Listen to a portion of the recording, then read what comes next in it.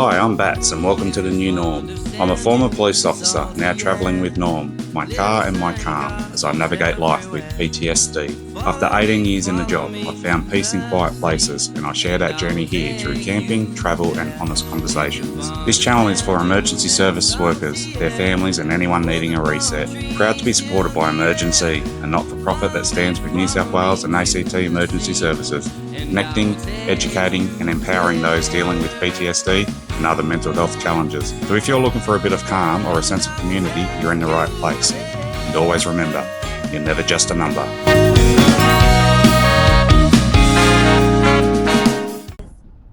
It was like a Pandora's box open, don't you reckon? Yeah. It was like... I did go back to work. He did go back, but... Obviously light duties, but that only lasted about a month, I think. And it just hit me, didn't it? Yeah. I had that massive realisation that I couldn't do it anymore. It was like the floodgates opened. Yeah, absolutely. And you were like, Craig's always had a sense of...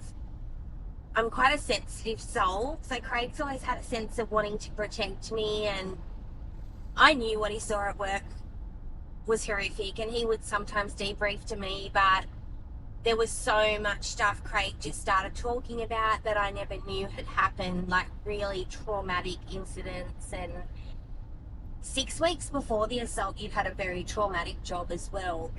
So I think that was not dealt with correctly at the time, and that bubbled up a lot. It was really horrific.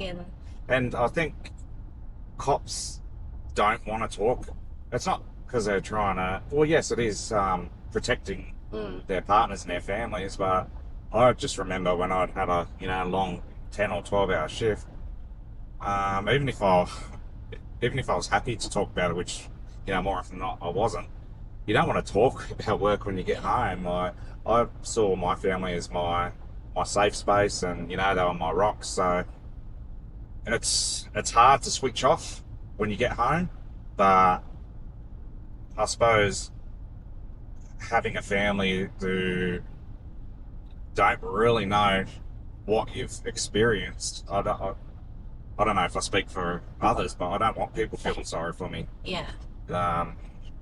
Which could be maladaptive, who knows? Like, probably in hindsight, I probably should have spoken more about it. But even the cry for help, it needed to come sooner. Yeah. I saw signs of PTSD in you so early on. What were the signs for you? I remember when we had our first child, Nash. So, I bottle fed Nash. I couldn't breastfeed. I had lots of issues, and I remember sitting in the feeding chair in the middle of the night, giving him a bottle, and Nash was a really refluxy baby, so it's very unsettled. And I used to sometimes start to nod off because I had no sleep. And Craig would get so angry at me about falling asleep. And it wasn't that, it was like he just panicked in the moment that I was like nodding off feeding the baby. And it was because you'd done so many SIDS deaths in the detectives. And you'd done deaths of babies where the person holding the baby had fallen asleep, the baby had rolled into an armpit or something and been suffocated. So he would have like SIDS death flashbacks if he saw me falling asleep. And it wasn't like an attack on me, it was like your fear coming out. It was just, a massive rush of anxiety. Yeah. Yeah. And like, I think having children amplified your hypervigilance. Yeah. You automatically become a helicopter parent. Yeah. Even though you don't, it's like you subconsciously become that. You don't mean to, but it's just, you want to wrap your kids and your family in cotton wool. But there's certain things in life where you've got to learn the hard way. Like, obviously there's a line, but yeah. So I don't know. So what was that? That was 11 years ago. Yeah. 12 years ago. Yeah.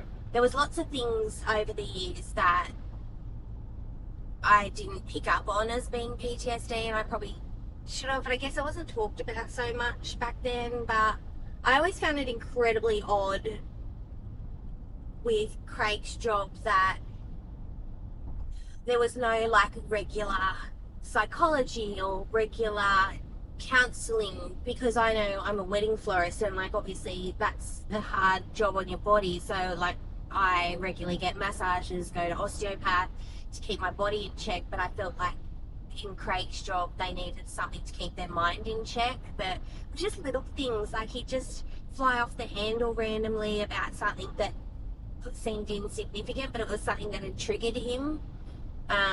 Then of course, like at times he was drinking quite heavily to self-medicate. Yeah.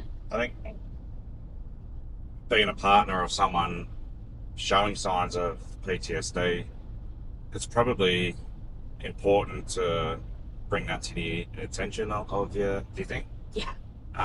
Because I don't feel like, on reflection, I did enough. Like I would say, do you think you should go to a psychologist? And do you think, but like I never pushed it too much. Yeah, and I mean, I had been to psychologists over the years for work-related stuff, but it's a cop's nature that, all right, I don't want to notify work because you might get your gun taken off you and then you'll be desk bound. So there's a stigma about that. So I saw psychologists twice, I think it was, throughout my career that work didn't even know about, and it was all work-related stuff.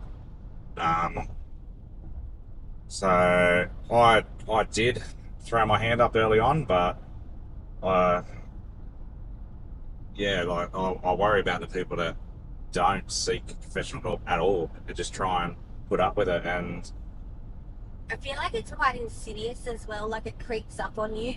Yeah, Don't you and think? well, that's exactly right. So because it is, someone used the analogy once. It's like throwing a frog in boiling water or in ice cold water and slowly boiling it to death. Like you don't realise the change in temperature when it's so gradual. So it's like it does creep up on you, and you learn to cope. And I think sometimes you think that you're coping well and you're getting better at coping, but and there's a lot of analogies, but yeah, it's like your cup just fills up over time, and then your cup gets full. There's the damn wall sort of scenario I've mentioned in another episode. So that's Band-Aid solutions don't work in the cops. You've got to put your hand up. And I think one thing that I've come to realise over the years is I've always felt, and maybe police won't like this analogy, but this is mine. I feel like being a police officer becomes a big part of the identity of that person, and they become a little bit institutionalized by the police. And in that I mean, like, to compare it to a criminal that likes going to jail because they get 3 hot meals, they get a bed, they get a routine. There's people that will consistently offend to go to jail because that's what they know. And I feel like police, it's all they know, and it becomes such a big part of their identity that they just want to stay in that safe space of policing because it's their identity, it's their mateship, it's the discipline and the routine of the police. But also I feel like I became institutionalized by the police because you become a police. There's police wife, there's police husbands. You just put up with stuff, and you're like, but that's the cops. That's how it happens. Yeah. Like remember the 3 a.m. call outs when I was on call.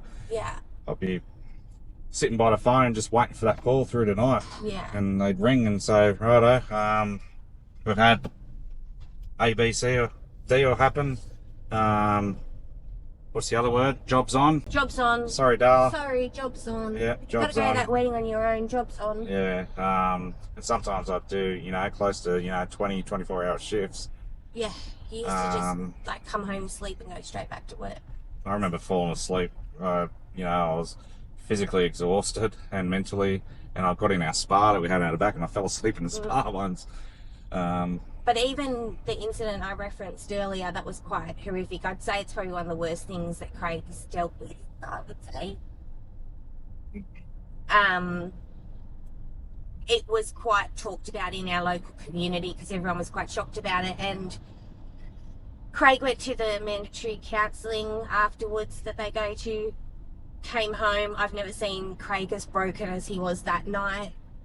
And I said, do you want to talk? And he said, this is a separate, the this one is a separate before incident. my physical. Yeah, I get you now. Yeah, the 6 weeks before the assault. Yeah. And he didn't want to talk. He just wanted to sit in silence and have a beer, which I respect. And then the next day he was rostered on at 6:30. He just got up and went to work. And everybody in our close circle of family and friends was quite horrified at the gravity of the job and what they had seen, that the boys just went back to work. And I was like, but that's how it is. That's how the cops are. You just go to work. Doesn't matter what you've seen. Because I'd become a bit institutionalised as well from it all. Like, I just thought, well, that's what he does every time. Well, yeah, if you don't go back to work, who's going to do it for you? That's the thing. It was always like, pull your socks up, you'll be right back to work. Which, now that we've not lived that life for a couple of years, it's like, wow. What a mentality that we were living in. Like, that was our normal, and it was just a bit. Yeah. You reckon? Yep. That we just did that. Yeah. So, Right? yeah. I know I said I didn't want you to sugarcoat anything.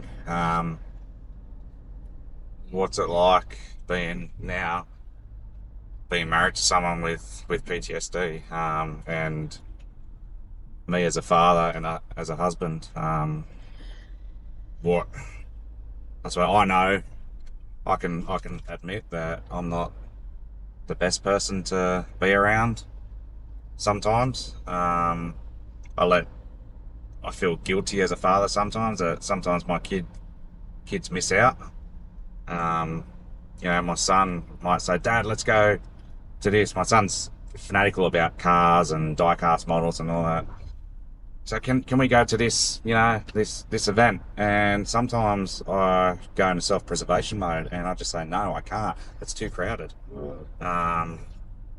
So yeah, what other things have you picked up on, do you think?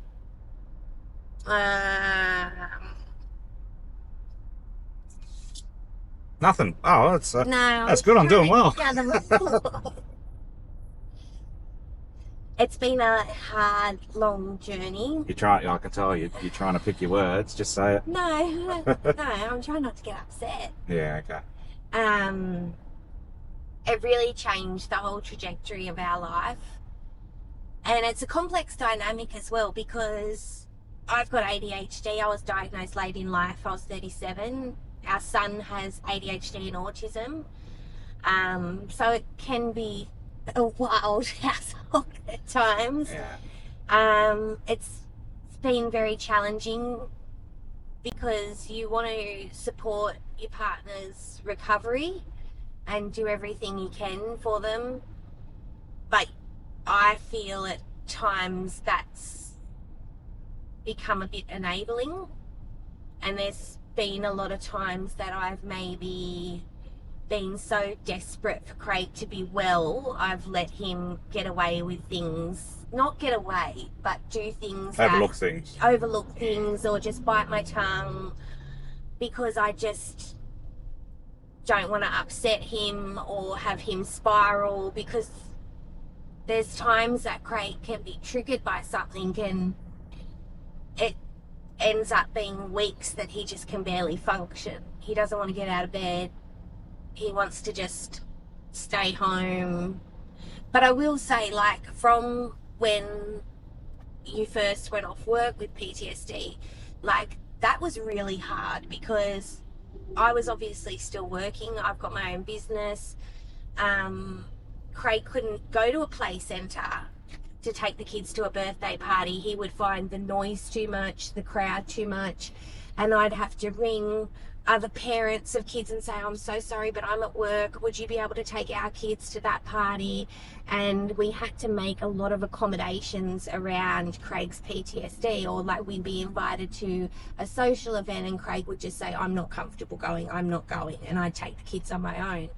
Or the first thing I'd ask her is is alcohol involved? Yeah, because he would have to, and I'd drive and he'd have to drink. The only way I could cope is if I took the edge off, and again, maladaptive coping behaviours, it's not the right way to do it, but sometimes it was the only way that I could go to a social outing.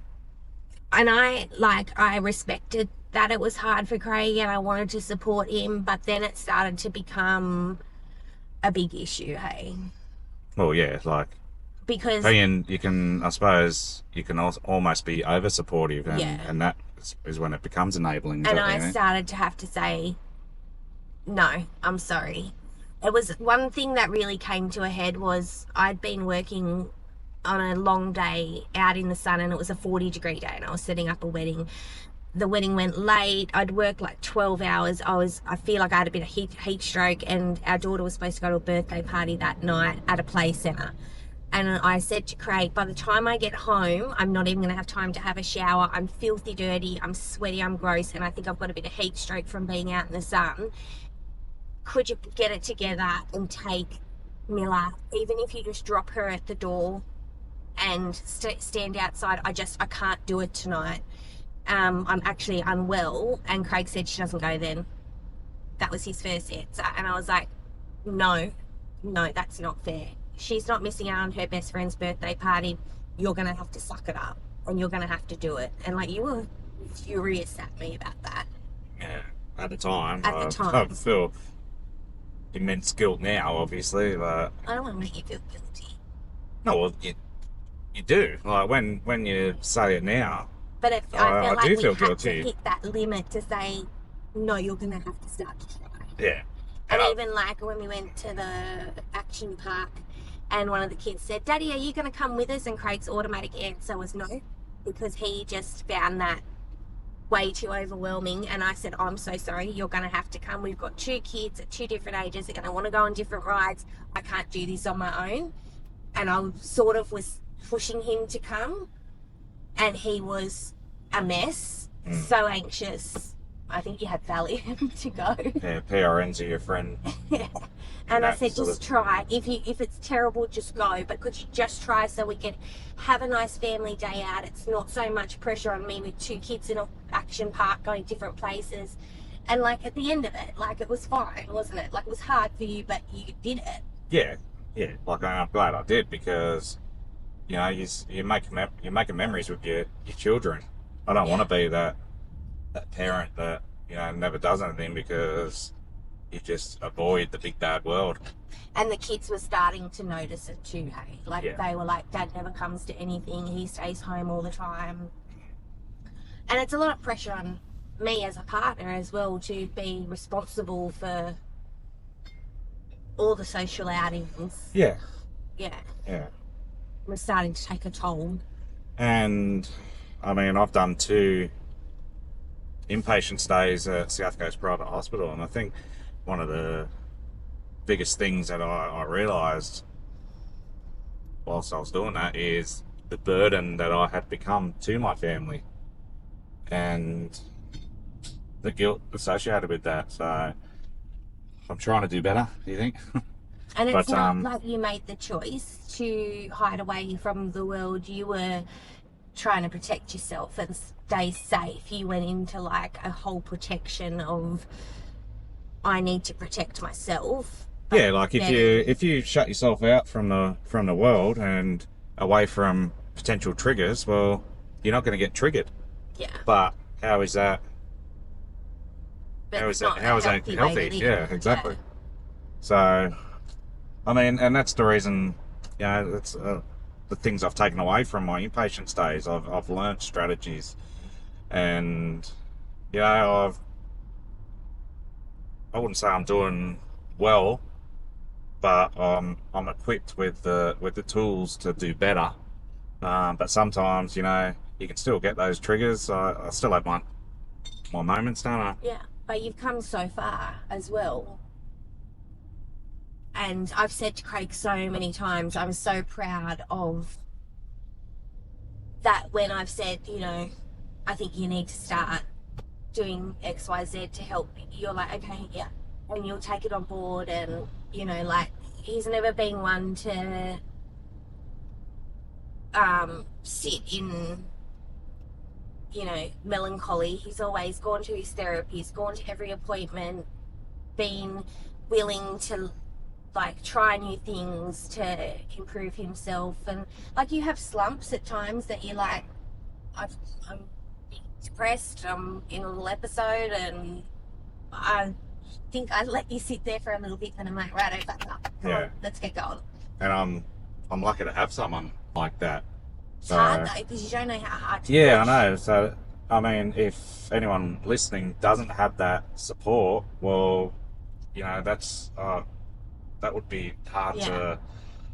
So that's, I suppose, the options are to reach out. The reason I do this channel, you can always reach out to me. I'm no expert, but I'm still happy to have a chat to someone and give my lived, you know, experience and advice. Yeah, because it's isolating too, I think, at times. Yeah, absolutely. But I will, like, if you want me to be brutally honest, please. It has taken an enormous toll on my mental health, on our marriage. Yep. Craig and I have always had an incredibly happy marriage. We've never been volatile. We've always just been incredibly in love. We're high school sweethearts. We grew up together. And if you had said to me 5 years ago that you would have marriage problems and things would be pretty dark at times, I wouldn't have believed. I felt like our marriage was rock solid. Yeah. But PTSD has really been difficult. And one thing I've realised is, if I were to think back on the last, or however many arguments or disagreements we've had, and don't get a big head for me saying this, I've been in the wrong every time. It's I'm just thinking, okay, well, what was that last argument? Oh, something I did or didn't do. What was the one before that? Something I did or didn't do. Do you agree? I know you're going to agree, because you think you're always right. I could be right at times too. Yeah, but I don't know. It's been hard. Been really hard. Yeah. And one thing my psychologist said to me, and I recognise this too, is that PTSD can be very egocentric. And that's something I found quite frustrating at times is, you know, with me having ADHD, sometimes my mental health can suffer a little bit if I'm under a lot of pressure, or I feel incredibly overwhelmed with life. And Craig's always been such an amazing support for me, but when he went into the depths of PTSD, it was like he had a set of blinkers on and he could not see if anyone else was struggling around him. He went into self-preservation mode. I need to heal myself, and I don't have any capacity to be there for you if you're having a hard time. And I've found that really hard. Craig and I have been together for 26 years, so it's been a big shift. It's hard to not feel like I have my emotional support person as much anymore, but we're working on it, aren't we? Yeah. Working on it. And on that note, being together for so long, we've sort of grown together, haven't we? So Leah was there the day I tested for the police academy. She was there through the good times and the bad times of being the cop. So she's shared that journey with me the whole time. So you've had to adapt to certain things as well, haven't you? Yeah. And the police life is not easy, and especially when Craig was in the tactical unit. Like I said, I run my own business, got 2 kids, and he used to have a go bag at work, and he'd be like, oh, I'm going to Gundagai Guide tonight, I'll be back in 3 days. And I'd be like, and I'd have to like ring grandparents and aunties and uncles, can you get the kids from school, I got to work tomorrow. Like, it was a very stressful lifestyle. And there would be holidays that were cancelled because when you're in the drug unit, job was on, no, we've got to raid that day, so that holiday is off the table now. And it could be frustrating. Like most of my pregnancy with Nash, you were away And at the academy. what about the time that I happened to have the weekend or the New Year's break off? It's the first time in my whole career that I've been off to see in the New Year with my family, and it just felt bizarre. I was so used to just working on those big events. Yeah, and then you ended up working. There was an incident where we were celebrating New Year's Eve. Ah, yeah. So Always like, on duty. Craig, Even when you're off duty, you're always on duty. So it was like, wow, cool. And again, that comes down to, that's the identity that when you do call it quits from your career, your whole identity's, gone. Because people say, I used to get introduced, this is my mate Bats, he's a cop. It's like, that becomes your identity. It used to annoy me because people would say, what does your husband do? And I say, he's a detective. That's so cool. Oh my God. Oh, you must have some amazing stories. Like, shit, I hate it. Yeah. He's never home. He's always on call. And I still hate those conversations when you're getting your hair cut or something like that. It's like, oh, you off work today? What do you do? Oh, I'd never admit what I did. Yeah. That was something that really annoyed me when you first went off work. And everyone was like, what are you going to do now? What's Craig going to do now? He's going to get a job? What's he going to do now? And I thought, for God's sakes, like, he gave 18 years of his life to policing. That's such a big toll. Like, can you let him heal? Let him heal. He doesn't need to be out looking for his next career move. He needs to heal from what he's been through. So...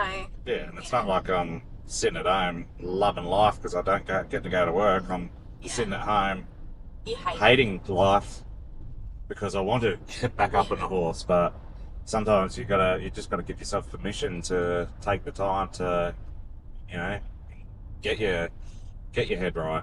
That's talked a lot about considering the circumstances and how everything panned out, looking for the silver linings. Yeah. And I talked to you about that the other day, didn't I? Like, we have a holiday place down the coast, a caravan, and Craig would like come for one night and then rush off for a day shift or go home to sleep for night shift. But we never got time together, and the kids, like, Craig's an amazing father, but he wasn't a super present father at times because he was at work. And now Craig has the time to spend with them, and he does so much with them. Like, takes Nash fishing and, takes Miller to her dance lessons, and he's a very present father now and a very attentive father, and the kids love it. Like, they love that Dad's home all the time, but I know you don't love it so much. Yeah. But I'm like, you need to sit in the feeling of gratefulness that you're alive for your kids and that you can do all this stuff with them now. And it's not like before where you'd get 1 or 2 nights with us on holiday and then you'd be back at work. Because even if you had taken holidays, a lot of the time I get kids. Yeah. He'd like say, why don't you take 2 weeks in the holidays and we'll go to the band? And you'd be like, yeah. And then you're like, oh, sorry, Joel. Job's on. Anyway. But yeah, it's not an easy journey. I can see why marriages end with partners and policing while they're in the job. If they've left the job with PTSD, I can see it. It's hard. Craig did what he loved, and I backed that 110% and supported him in everything he wanted to do. I don't think it was an easy life being a police partner. Like I said, a lot of anxiety, a lot of solo parenting at times, and it's not easy having a PTSD partner, but I love him and he's an amazing person, and he's fought so hard, and I know he's going to keep fighting, and I'll just support him every way I can. But I think one thing that's important is not to be an enabler. Like, sometimes you have to kick them up the bum and say, okay, that's enough now. Yeah. I think the 2 main things to take away from this conversation is, one, from the partner's perspective, just be careful of, you can be supportive, but ask yourself, are you enabling? Are Yeah. you enabling maladaptive coping mechanisms? If I mean, Leo will be the first, if I'm drinking too much, Leo will be the first to say, you're getting to that point where you're starting to drink a lot, maybe take a night off. So yeah, be supportive, but not enabling. From our side, I suppose, don't get stuck in your own head. I reckon. Don't let yourself get in that rut. And if you do find yourself in that rut, what I've found, write things down. Just keep yourself accountable.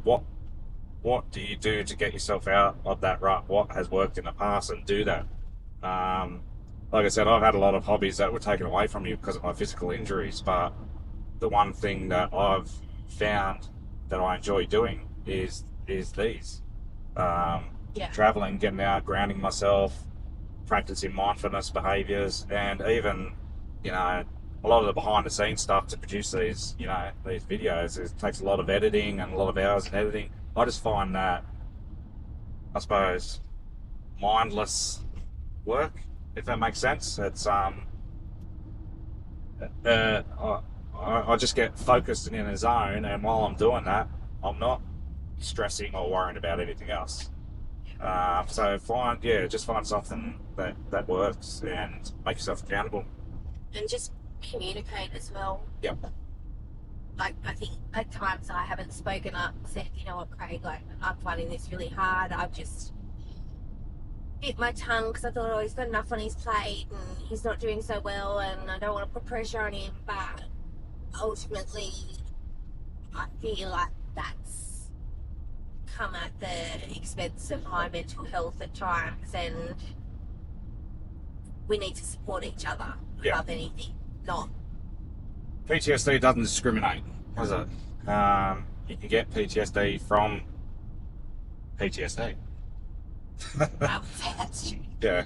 So, all right. Well, thank you, my love, for your time. Welcome. It's been insightful, and So didn't Craig have a bus? yeah, you'll do that off camera. Yeah.